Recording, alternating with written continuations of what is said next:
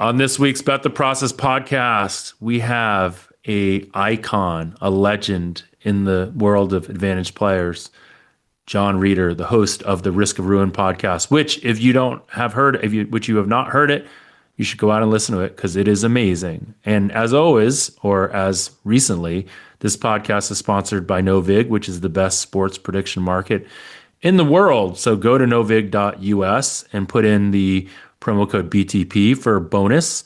And we also talk a lot about their markets and how they're the best market to understand and to bet on futures in college football. So with that, let's start the process. Welcome to another episode of the Bet the Process podcast. I'm in San Francisco or the greater Bay Area. Rufus is in New York, dealing with black mold. No, the mold was not black mold, so that's good. And also the mold has been remediated. And I may not have all the floor that I had or all the drywall that I had before, but that will eventually get remedied. And I'm actually back in my bedroom, so that's nice. Drywall seems like replaceable, so that doesn't seem like that big a deal. Floor is replaceable too. Everything's replaceable. It's not like there's a hole in the floor. It's just there's no hardwood floor on part of it now. And I get to see like what the house is actually made of. I'd love to see I actually don't know I still don't know the answer. I'm like, it's some sort of hard thing. So last week your heater picks were 1-1. 101? 101? Yeah. I picked Georgia to go. Should we visit Nova? Oh, you can't open them in New York these days. Is that right? You can open them, but you can't bet anymore, sadly. But we should. Novik sponsors to me. this, and I would love to check in on the college football markets, and they seem like the best place to do it. I can do it right now. I'm also doing it as we speak. Trade now because I'm in California. App.novig.us. Novig, yeah. And then view markets. You can just view markets without even being signed in. You and I were sharing our various college football futures positions with each other in a past posting, bragging sort of way. We were. We each have. I have two positions. I bet them both at the same time, and it was like early October after a friend of mine was like had messaged me and said, you have Indiana number 4 in the country, and they're available at like 50-1 to win the national title. Like that has to be good, right? Yeah. Are you down big? And I was like, I hadn't even looked. I was like, and so I did, and I bet Indiana and I bet Texas Tech both to win the college football playoff. And I had a little shocking, Indiana to win the Big Ten. It's a little shocking to me that you and I don't have a lot more shares of Indiana. I know. Like if I had thought about it, I would have accumulated a bigger position. But Jeff, what I shared wasn't the entire position. I think we have maybe to win like 160,000 or so. That seems more reasonable. I feel like that's the kind of position that I should have on, given the fact that like I put them on at like 40-1. I mean, the problem with Chris when you bet these things is like it caps it, like To win is the cap. What's that? Yeah, the cap is to win. Right. The cap is to win. So you got to like multiple hit it to do it. And that for some reason that always psychologically feels different to keep hitting it multiple times, especially if they adjusted on you. But even though we obviously felt like there was a lot of value there. Well, that's why you first bet it at Novig, take that liquidity there, and then bet it at Chris. Fair. By the way, what do we got? What do we have on Novig right now for those? So top of the market for Indiana, yes, is plus 320, but there's only $109 of liquidity. But at plus 312, there's $7,000. So there's not as much. Do you still like that? Having not actually run simulations of the playoff, I don't think it seems pretty reasonable. I mean, I don't think they have the best draw, despite being the number 1 overall seed, getting the winner of Alabama, Oklahoma. I think there are certainly easier paths. I mean, Georgia's path is relatively easy, seems like. Right, especially if one of these... but then Georgia has to play Ohio State before the finals, right? Yeah, I mean, Ohio State and Indiana and Georgia, I think, are the clear, like, sort of class of the country. Well, like Noriega, right? Just so people know, I'm just going to quote the yeses. The yeses on Ohio State are plus 225, then Indiana plus 320, then Georgia plus 585, then Oregon at plus 793, and then Texas Tech at plus 871. So, A&M's pretty far down now. yeah, A&M all the way down to What happened there?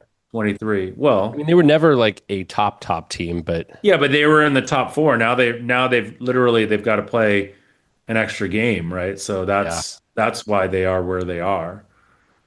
How much What do you adjust? How much odds adjust with Notre Dame not making it? Because they would probably have been in this top. They probably would have been right after Georgia, would be my guess, as the number five, right? A number four. for a probability of winning it all? I mean, they would have had to play What the an extra futures would have game. been. They would have been Well, ahead of Oregon, right? they would have been. I mean, let me pull up my numbers, but I feel like they're a I mean, better I guess team it this year, depends right? on what their draw looked like, but they definitely would have been ahead. I think they would have been the fourth team. It would have been Ohio State, Indiana, Georgia, and then Notre Dame. I mean, yeah. I mean, Notre Dame is damn.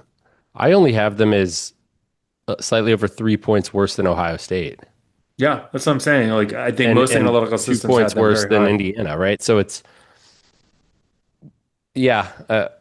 And I guess right. It depends on the draw they got clearly because you know in this first round, certain teams like getting to play Tulane or JMU is a huge win. It's very different playing one of those teams than playing like in Oklahoma.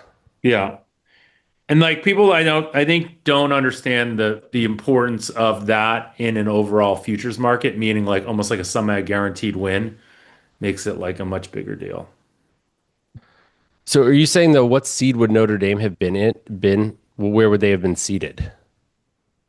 I mean, they would have had to have been seated pretty far down, you would guess, right? I mean, they're not going to be lower than JMU or Tulane, so they No, probably would have been 10th. 10. So just put them in for Miami. Put them in where Miami was, and that's where you have them. Yeah, and then who do they, wait, I got to pull up the little bracket. I don't have They it would be memorized, believe it or playing. not. CFP bracket. Yeah, they have one. Okay. Yeah, so wow, yeah, and talk about how bad that would be for Ohio State Yeah. playing I that mean, the winner. Iowa State thing is just going to be fascinating, right? Because people really do think they're, and if you look at some mock drafts, they have a lot of talent that's going to be like in the first round next year. So, they are highly thought of because they won last year. They're highly thought of Well, because because they're the best team in college football.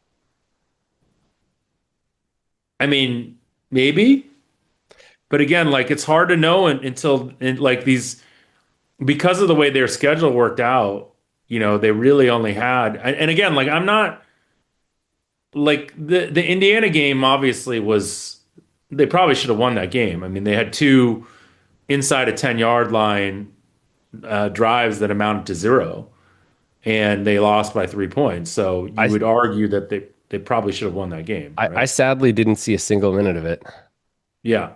No, they had a fourth I and kind of goal that wanted they, to, but sorry, yeah. fourth and one that they went for, and they originally got, it was inside the 10-yard line, and they went back and reviewed it, and Sayan's knee was down, so that got reversed, and then they missed a, I don't know, 27, It was like 26 yard, 29 or something. 25 Yeah, yarder or a whatever chippy. to, yeah. Was it from a far hash?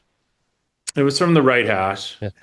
Yeah. It's yeah. I mean, I think those hash marks make such a difference on like you see so many more shorter kicks missed because it makes the width of the goalposts effectively And also much college smaller. kickers are worse than pro kickers, so They lots, are. They lots of certainly fun. are.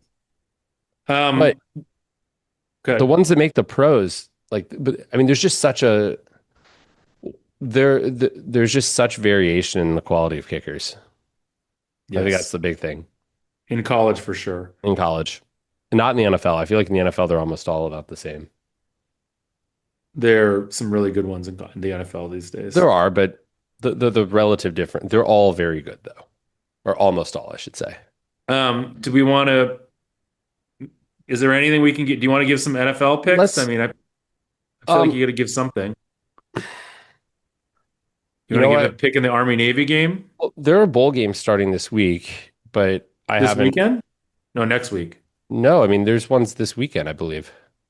The Really? 13th, I think. I think Washington, let's see.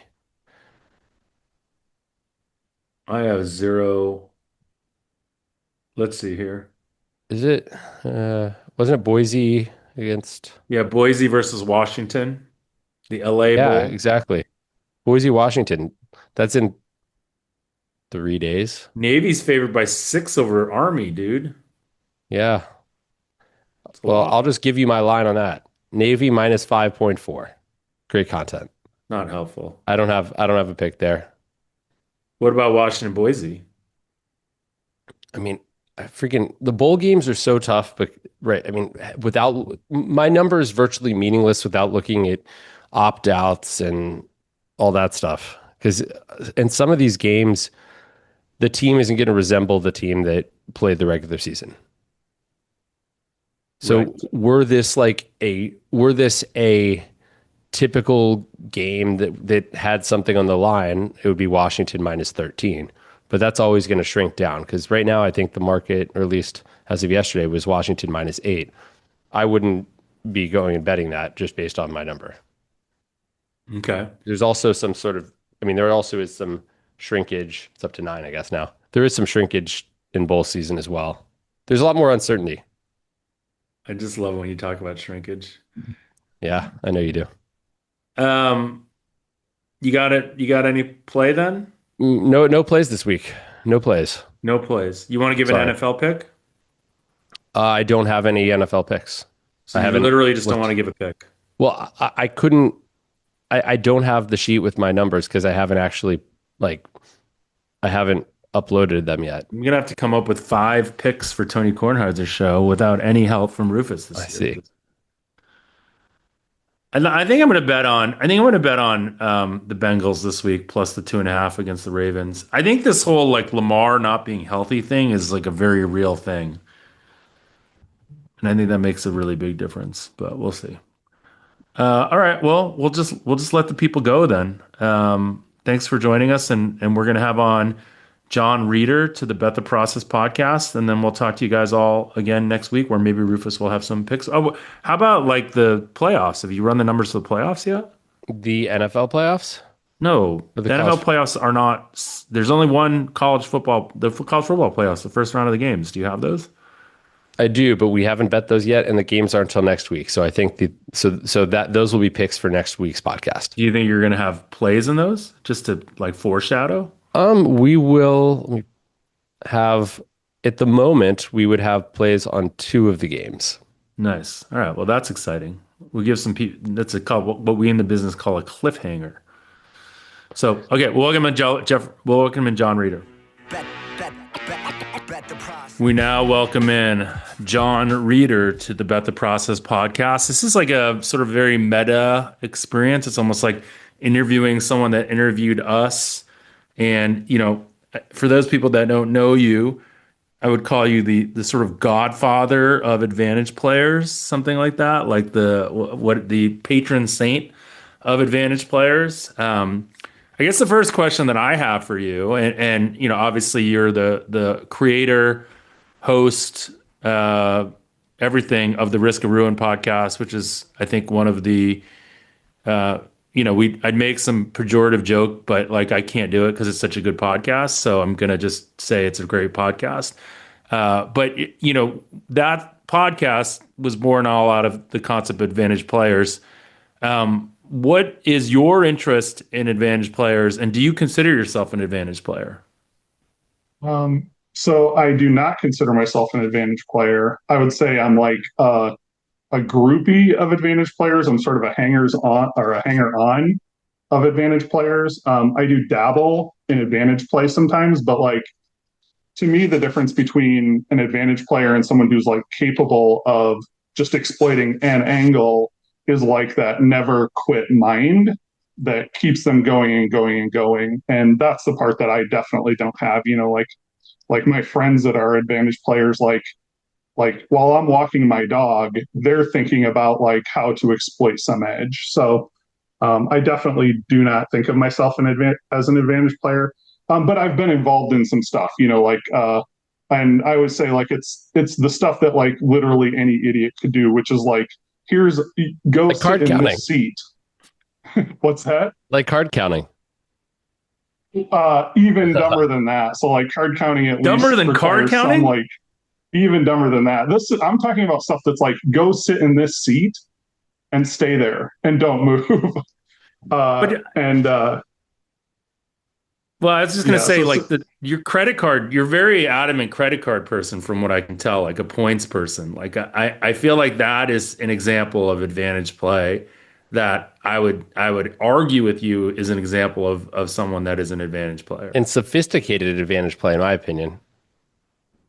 yeah, I mean, I would say like that stuff, even if you got like the real churners, like if you talk to a real churner, again, they're doing the stuff that's like, here, let me poke around with this credit union until I can figure out a way for it to accept a credit card. And then I'm just going to pound it over and over, right? So, like, if I go sign up for a credit card and get a sign up bonus, to me, that's like the very dumbest possible thing that you could do.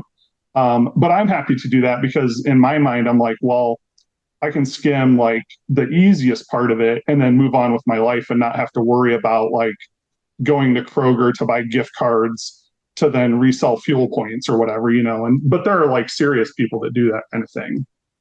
Right, but it sounds like your approach actually allows you to like enjoy life and not be completely obsessed with these things that are pretty trivial in the scheme of things. Yeah, but I mean, people that do it, they actually enjoy it, right? Or they, whether they enjoy it or whether it's a compulsion, they keep doing it. That's an interesting distinction. So what got you into this in the first place? Like what made you interested in following this shadow world? Yeah, so this was like a collision of two things. So uh in like 2018 my wife started a business and so we were like very much tied to the area around where we live. And we couldn't like go anywhere or do anything really except we could go because like it's very easy to get from where we live to like places that have casinos. We could go to casinos and that was like we could take like quick weekend trips to do that. And so I would be in the casino and I didn't actually enjoy it, you know, like I don't actually enjoy gambling. And so I was like, well, you know, there has to be something you can do in the casino where you're not like where you're not you know, a loser basically, or basically where the casino is not a favorite to you, right? And so I basically learned to count. Um, and then as I was learning to count, I would like listen to podcasts about it, and I got very involved in that, very like focused on it. And then COVID hit, and I was bored, and I had a ton of time. And I was like, you know, I think I want to do some kind of a podcast. But my first idea of it was actually not about gambling. It was about like, I'm always going down some kind of a rabbit hole like that, right? Like, where I'll get really into something and learn about it for like a year or 2 years or 3 years. And then I'll kind of like move on. And so I thought, oh, well, I'll just do a podcast that's about like all of these like niche topics that I get involved in. But then as I was thinking about it, I was like, I mean, I could think of like 30 episodes about gambling and advantage play or the stock market or credit card trading or whatever. And I could, you know, it's like any of the other ideas then just didn't seem as fun to me after that. So then that's kind of how I got involved in that. And, you know, kind of my entry into it was Richard Munchkin from Gambling with an Edge kind of introduced me to some people. And that was kind of how I got my start. Do you in the world that you live in, right? Obviously, there are ideas that you have, and you're like, oh, I would love to get this person on. And you know, the we know that a lot of these people don't want to get on because they don't want to give up edges. They don't want to put too much information out there. How do you go about trying to convince one of these, people that's an advantage player? And again, like one of the things that Rufus and I talk a lot about is like how marketing and PR for an advantage player is negative EV, right? There's no reason to do it. How do you get past that? And like what's the world that you live in that, describe that maybe with some people you've done it with. Yeah, so I think like number one thing is like my day job is in like real estate sales, so I do like land sales, like to developers and things like that.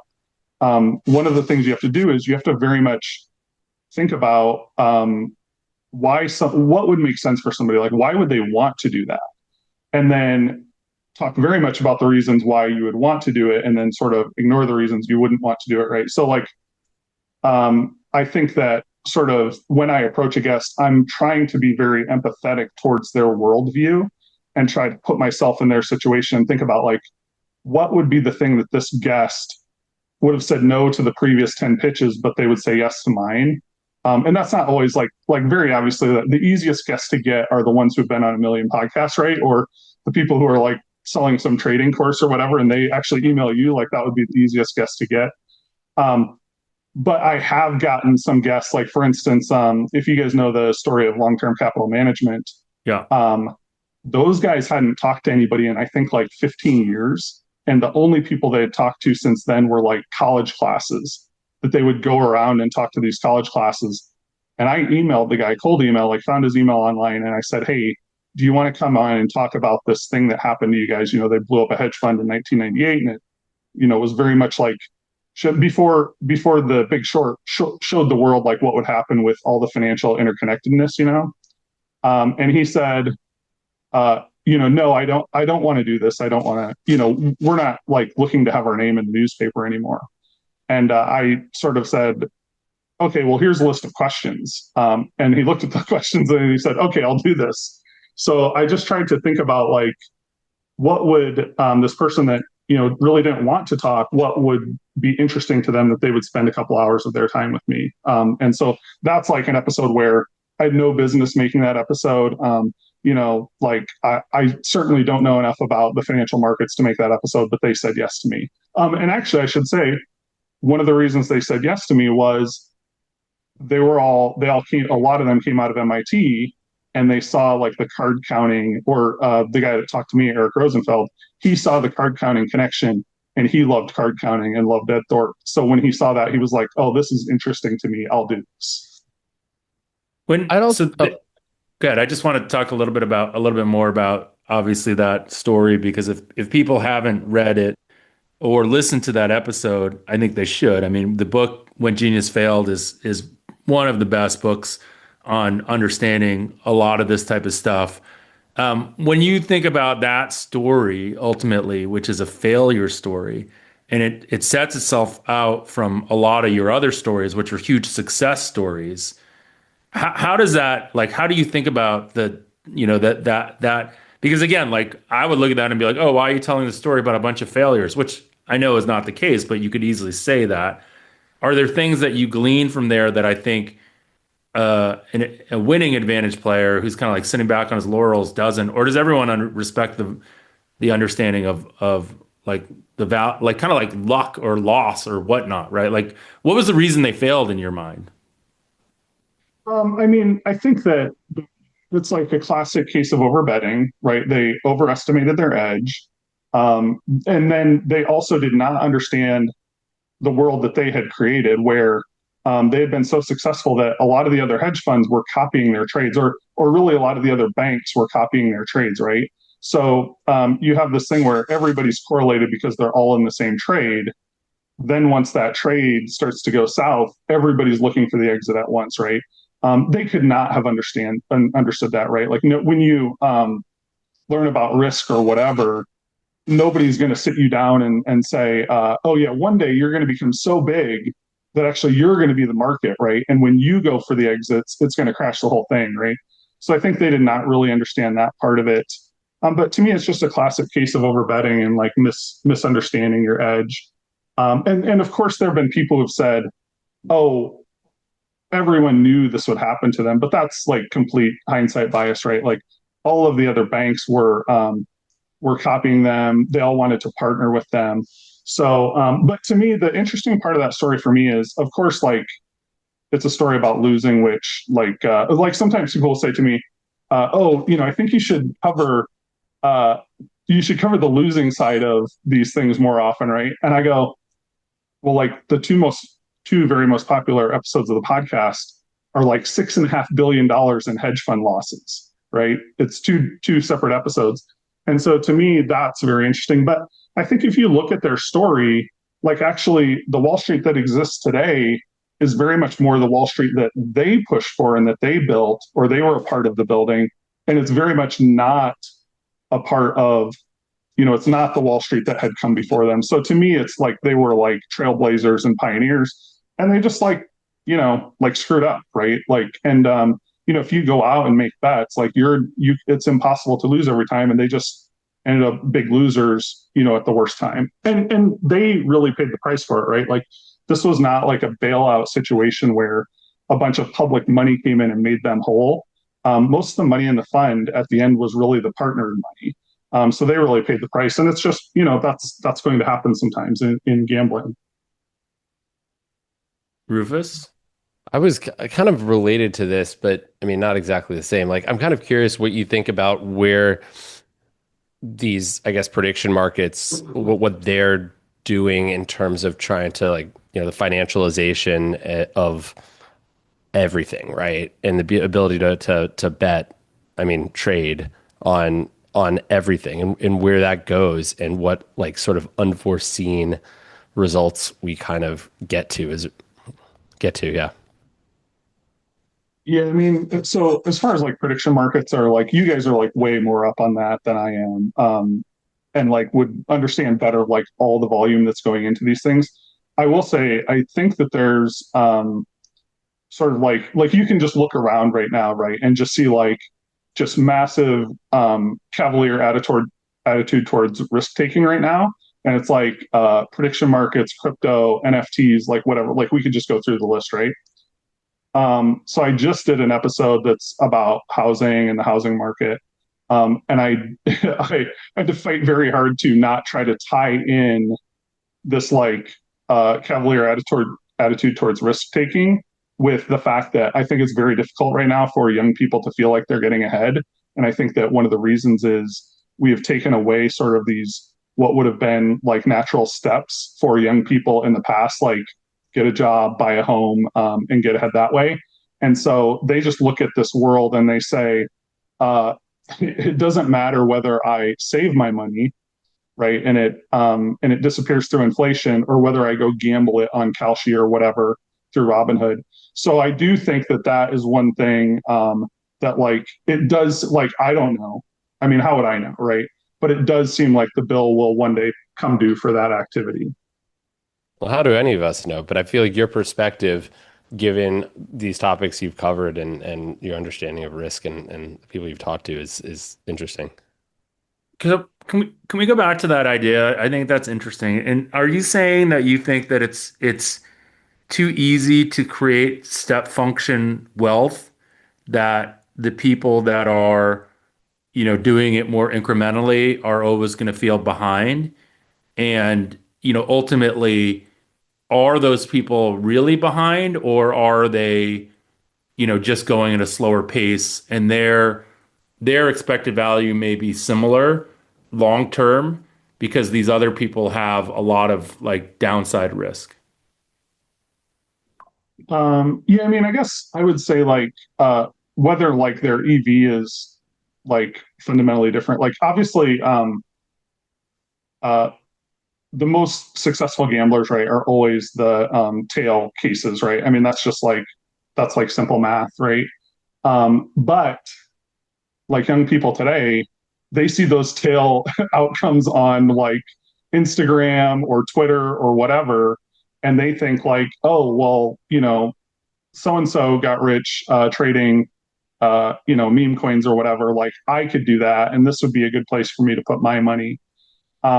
I do think just sort of like a base thing is, I do think like if you look at charts for like home ownership by generation, certainly like young people today are behind prior generations, and then it kind of comes down to whether or not you think that that difference is like meaningful. Like, maybe, oh, they're not that far behind, but I do think that definitely it is harder today for people to put one foot in front of the other and get ahead that way. Do you think that technology, social media, has made people, I mean, I know it's made attention spans shorter. Do you think it's made their sort of time horizon shorter, and so, I mean, it's made them more impatient, and so they're going for the thing to get rich now, maybe for that reason? I don't know, just a theory. Yeah, yeah. Well, and I mean, I think like one thing is like, okay, like if we sort of cast it in a way where it's like, oh, there's all of these predatory platforms, right? Like DraftKings and Kalshi and most people would go and get involved in these things, and most of them are going to lose, right? Um, that is true. There's also more ways to learn today about having an advantage than there ever have been before.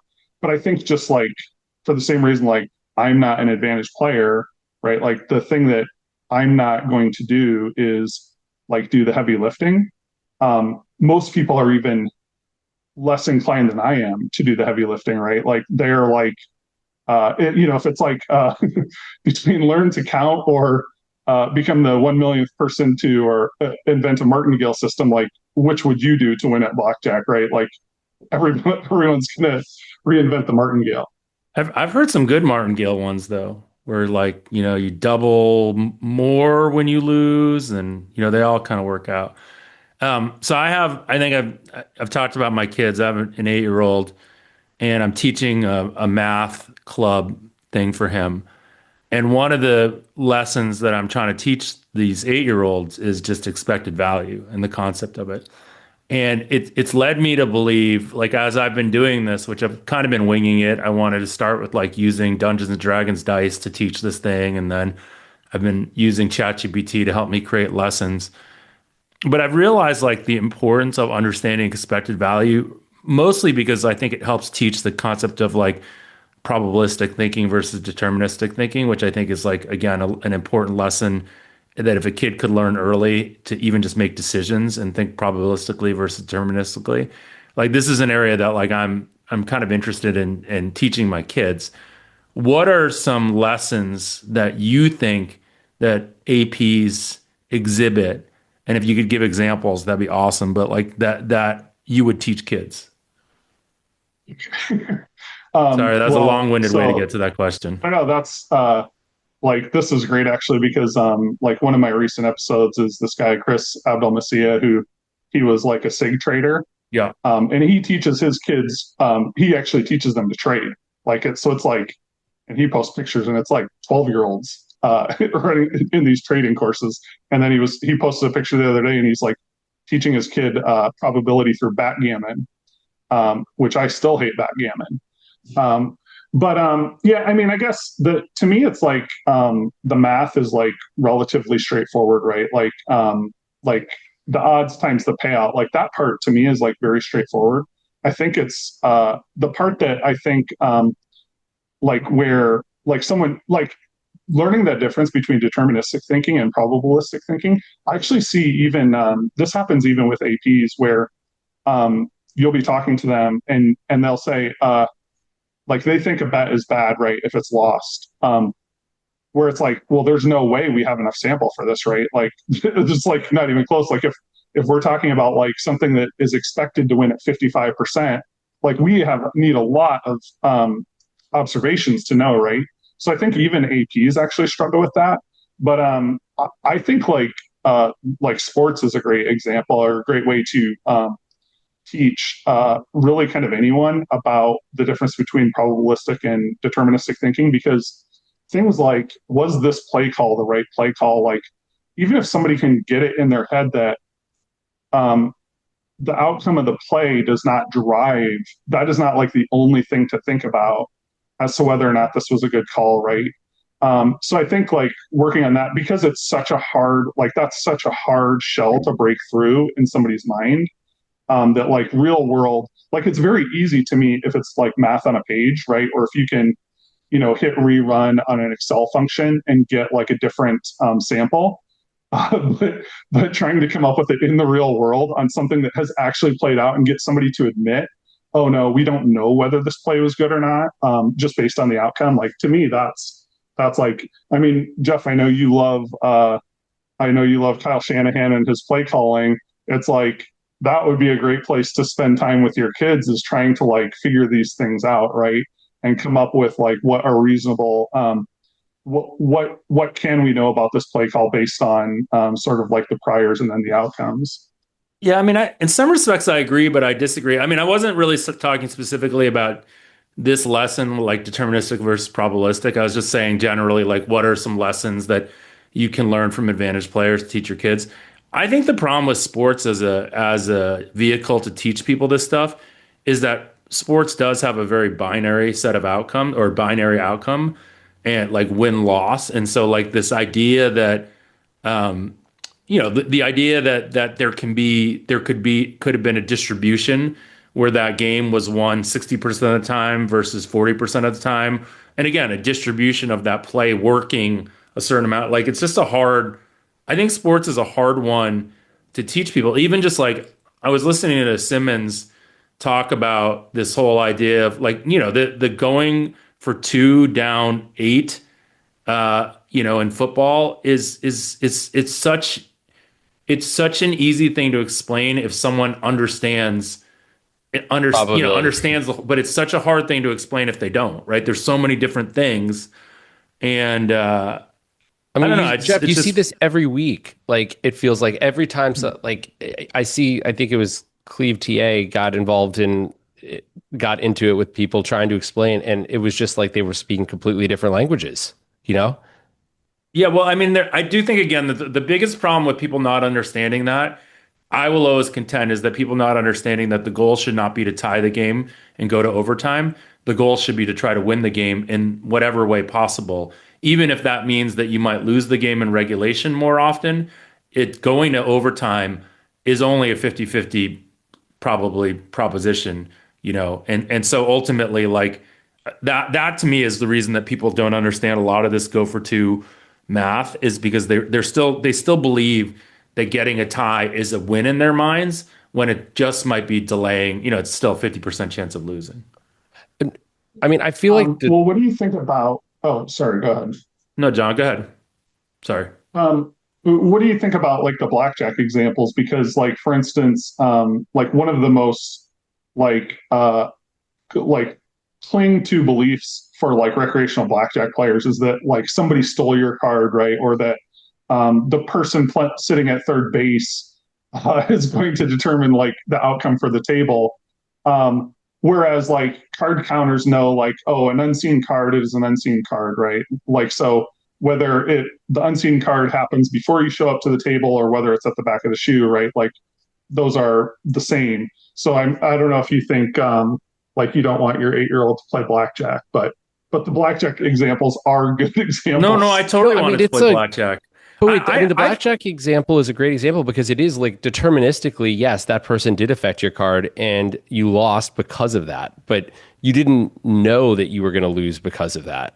And so it's like I think it really is it's a great illustration of just these different ways of seeing the world.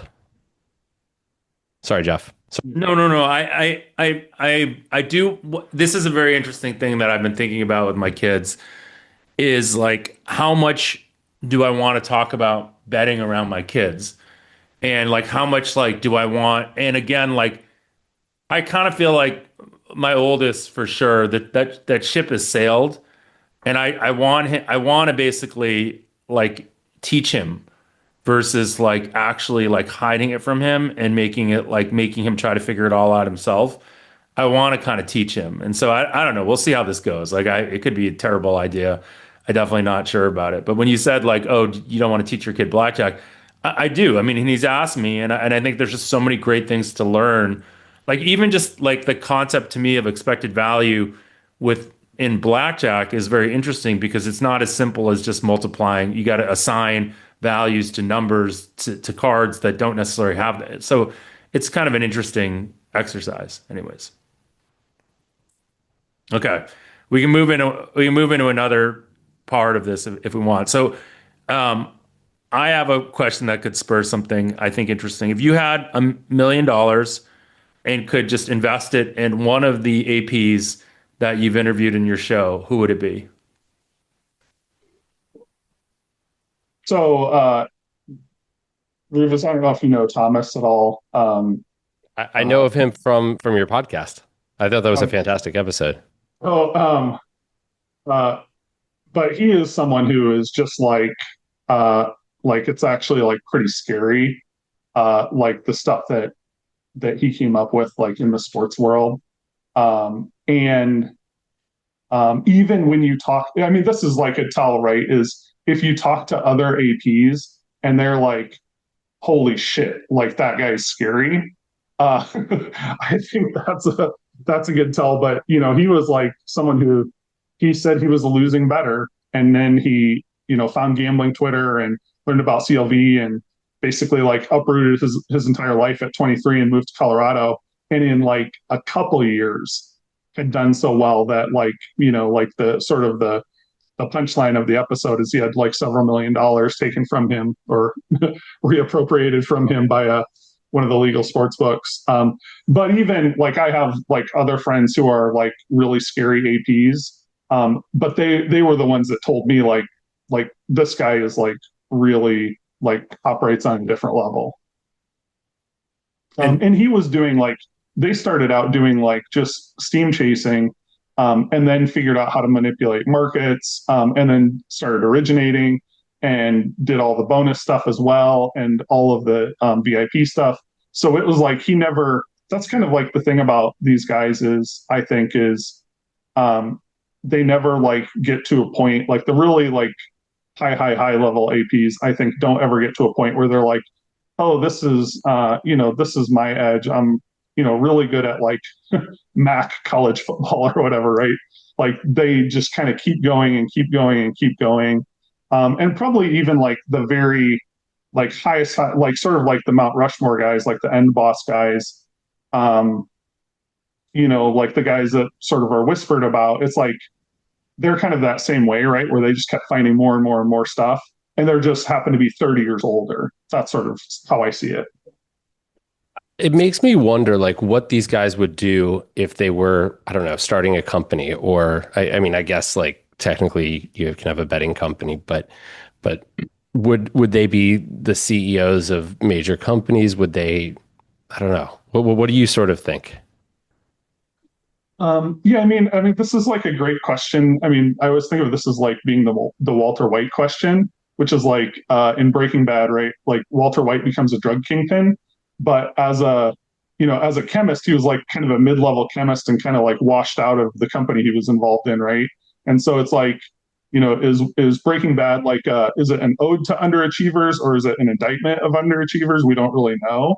However, I will say like I think that a lot of like the CEOs of like the companies that everybody knows today, like Meta or Tesla or whatever, they exhibit a lot of AP tendencies, which is that like no doesn't occur to them.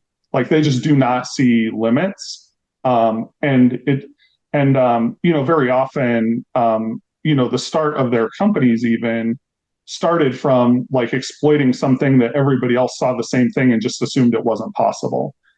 So I do think that like APs share tendencies with a lot of these like really high level people. And then it's just sort of like a question of like, would they be in the right place at the right time, right? Like lucky enough, or how would like variance play out on that? What do you guys think? I mean, you guys know a lot of well, I mean, I think APs the as Walter well, and White. So we talk about this all the time on the pod because one of the things that Rufus claims is like he's not marketable, his skill set outside of what he does, which I completely don't think it's true. I do think when you go back to this, the idea of APs, specifically the ones that are in something like sports betting, where the we know the things that they're doing are ingenious. We know the things they figured out are ingenious.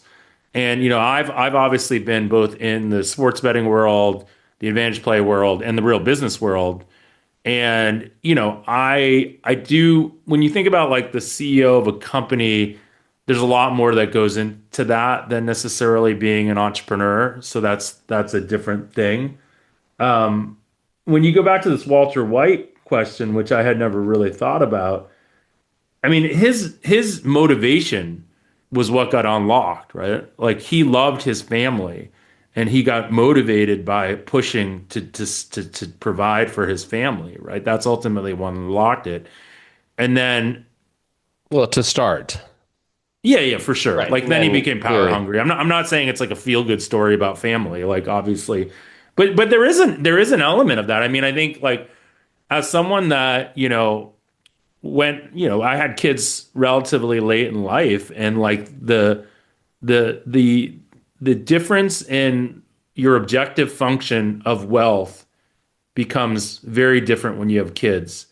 than when you don't. And ultimately, it's about, in my mind, just trying to provide for them, and again, so like I resonate with that Walter White analogy in that way. And again, like obviously, like let's not oversimplify that story and make it a feel good family story. It should be on Hallmark, but it is real. So Rufus, do you have sorry, what let you answer that question? This is the one Well, about the skill sets outside of the sort of gambling AP world. I mean, I can only really answer for myself, but I think for me, a huge part of my identity was kind of doing something different and blazing my own trail.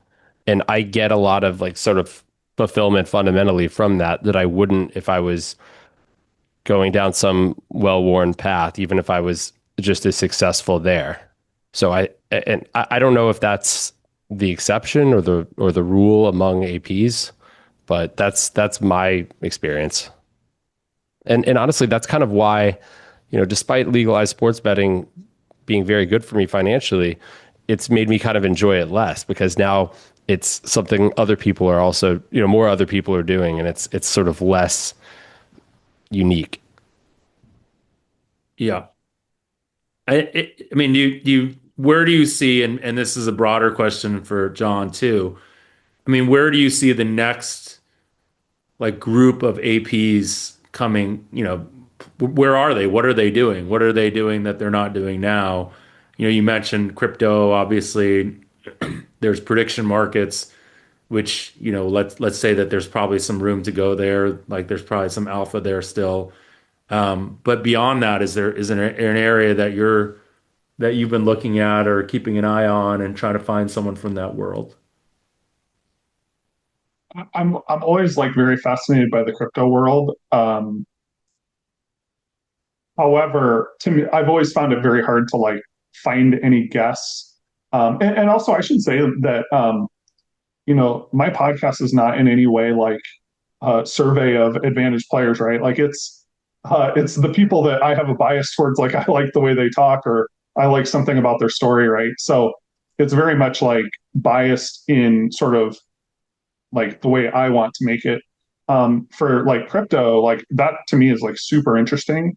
I've just never found someone where I was like, oh yeah, the way they talk about this makes sense to me and helps me understand it. So I'm sure, like NFTs, crypto, like obviously these things, if they can be traded, there are people that have edges doing that stuff, right? Like it's not all sort of like YOLO activity.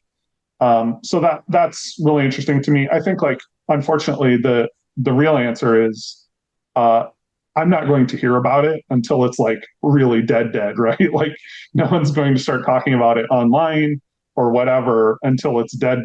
And then I could, years later get to make an episode about some of this stuff.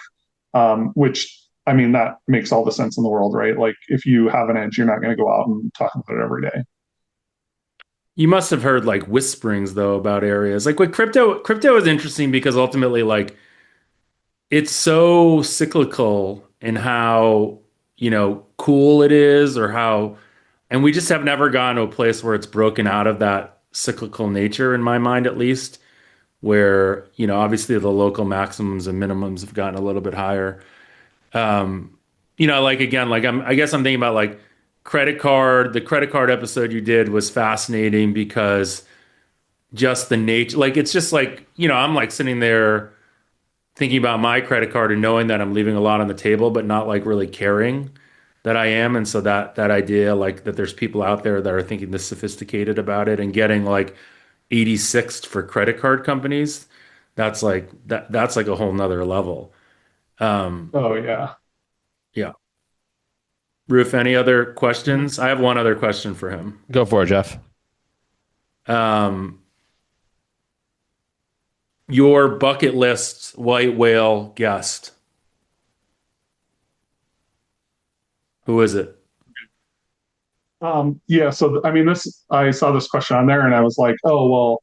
My first thought was like, oh, Jeff Yaz, who I know you guys have already talked to. I was like, he's because he like covers all of this stuff, right? And also, like, is a very known to be a very savage game player as well. Like, so somebody who's like really does this stuff because they love it, like that would be a Have great you guess. pitched him? But I think the actual real answer is like Warren Buffett. And the reason that I would love to talk to Buffett, and I've like, emailed his assistant and gotten a quick, polite no. Um, but Buffett, it's like, like the public narrative around Buffett is he's this, like, grandpa that has all of these like, folksy ways of thinking about risk and whatever. But he's just such a shark um, that like if you like go through financial history and find all of these times where he's like buying the dip and doing it in such a way that like was so one-sided in his favor.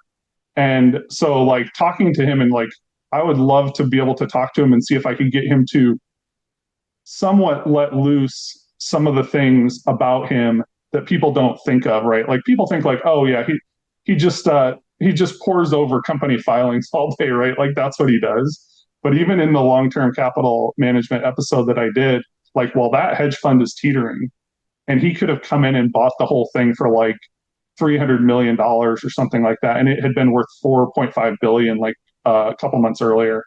Um, but he was such a shark about it that, like, to me, I would love to like sit down with him and ask him some of these questions and try to like get him to admit uh, like like how opportunistic he is, and also try to like get him to admit that his persona is part of what helps him do that, right? Like being this like folksy aw shucks guy.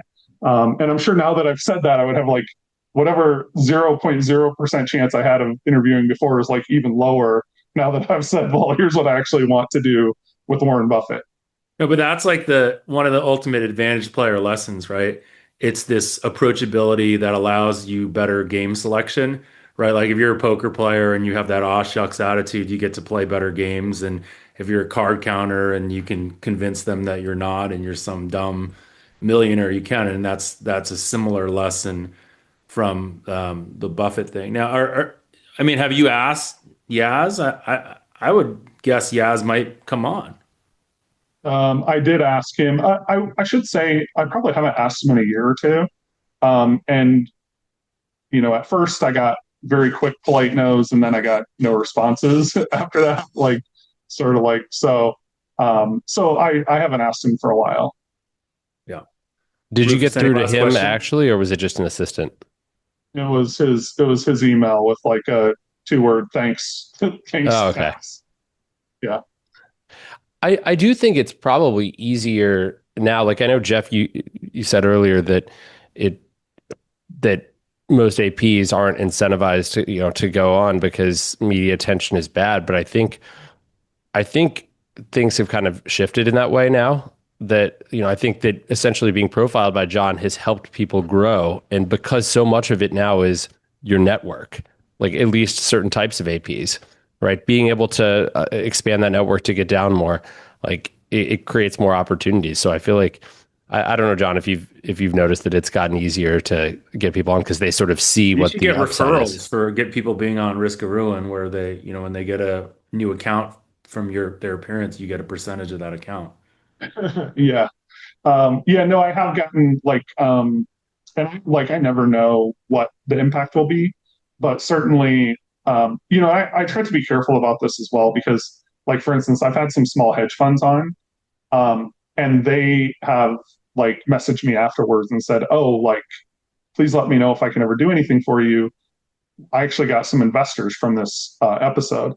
Um, like that is not necessarily my goal is to obviously they want it's like a trade-off, right? Like they want to come on and talk because they want to promote themselves like in a way that like enforce that they can, but uh I don't necessarily want to be in the business of like co-signing like, hey, you should put your money with this person, right? So that is a little bit of a like try to walk a fine line on that. How I don't know how to get at this exactly, but like for Michael Lewis was roundly criticized for his book on going infinite, right, on SBF because he came across as sort of making excuses for SBF and too close to the subject and he couldn't be unbiased. Have you had any difficulties in situations? I know you're not spending a year with any of your subjects, but have you ever had subjects where you're like, wow, like I kind of want to say something that's a little bit, that might not portray them in the best light, but I'm, you know, and if you have, how have you wrestled with that? Yeah, I mean that's a like obviously that's like a thing like obviously like Michael Lewis like just he is such a great storyteller and like And Moneyball so are and you. stuff like That's well thank you but I would say like I'm very much influenced by him, right? Like I see what he's doing, even the way that he blends humor with what he's doing, right? Like it's like you see that and you're like, oh my god, like that is like the mountaintop, right? Like if you could get to that point, that would really be something. um and then you also see it and you're like, he is also a victim of how great of a storyteller he is, because he takes all of these things where the facts are like, there's unlimited facts, and then collapses it to like a narrative that people can follow. And so I think he's been This is the somewhat, Malcolm Gladwell problem too. although at least Michael Lewis, like for instance, The Big Short is a like amazing book, right? Because even today we would sort of discount the amount that we know about the financial crisis because of what Michael Lewis did, right? Like he helped literally everybody that knows anything about that understand it better, right? However, if you go back and think about like the impact of that book, I think that there are some things where it's been maybe not actually that great from the standpoint of like the thing that really um, essentially toppled the economy was the Wall Street bets were a multiple of the mortgage market, right? So it was really Wall Street that had toppled the economy, not subprime loans. However, that gets collapsed in our minds into just subprime equals bad. That's not Michael Lewis's fault. He did a fantastic job laying out everything that happened, but we have limited ability to even keep all of those facts in our head. And so it just gets like distilled basically into this easy to follow story. So I think that's one thing that like even someone who's like performing at a super super high level like Michael Lewis has to deal with is like the more you distill things, like the more details being left out. I think to answer your question, Rufus, like of course, of course, like anytime I deal with anybody, I mean, I will give you an example, which is like you would know this example really well, which is like your betting group, right? Like we did the episode about that. I love Um, those two episodes. We yeah. got two. However, there's a part of that which is like the end of that betting group was there was a lot of hurt feelings, right? Like, Yeah. I mean, I think that that is fair to say. There's a lot of hurt feelings. Okay, if you put three people in that episode and you want all three people to feel good that when the episode comes out, it like is tells a good story about them. Okay, well, the very easiest thing to do is to leave out the part about the hurt feelings, right? And so that part is like a key part of the story that really basically gets left on the cutting room floor, and it's like editorial choice uh, where basically the facts get left behind, right? So I mean that's a great example of where it's like not even really fair to think about these as the true story. It's like this is a narrative about what happened. Well, and there's three different truths. Well, actually four, but three out of the people that, I mean, you interviewed three of the four participants. But I will say that the hurt feelings didn't last very long, and we're all still close. Yeah, and really like I mean, this is like so I will also say like this is a compliment to you guys. That episode came out of you guys had Mark on your show, and Rufus told the story about meeting Mark at like the Golden Nugget, and like Mark had like a Captain and Coke or something, and I was like, oh, well, I wish they would have talked more. Like this sounds like a fascinating story. I wish they would have talked more about this. And then I sort of got the idea to do that episode. But then after the episode was over, I was like, you could make an entire fascinating episode just about the end of this betting partnership. And I bet it would be better than the first episode about it, just because everybody's kind of been through that thing where you're part of a group, you're all working on something together, everybody feels like they're super valuable, right? And contending with that as things sort of come to an end is like that's a feeling everybody's had. So like so then I'm Very like, oh relatable. man, that would be a great episode to make. Awesome. I was going to ask you about your Malcolm Gladwell take because clearly you have a take there. Ooh, But should we let's do get it or not? spicy. Should we do Let's that get as our spicy. last thing and we Yes, can all give our yes, Malcolm Gladwell takes? yes.